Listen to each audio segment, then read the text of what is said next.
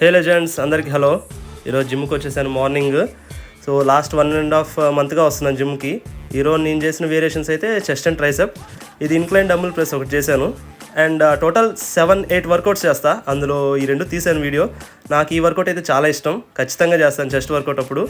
తర్వాత జిమ్లో ఫ్రెండ్ది birthday, cake తెచ్చారు కట్ చేయడానికి. సో ఇలా కేక్ కటింగ్ అయితే జరిగింది. కాసేపు లైట్గా కొంచెం తిన్నాను అంతే, ఎక్కువ తినలేదు.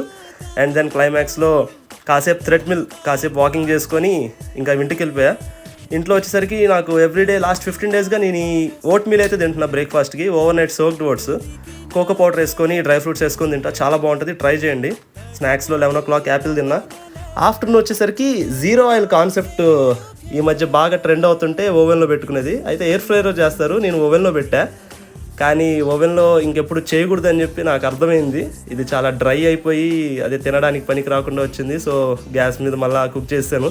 ఇంకా నైట్ ఇక్కడ మండపం దగ్గరికి వెళ్ళా, లక్కీ డ్రా జరిగింది, బాగుంది. సో ఇలా జరిగింది ఈరోజు.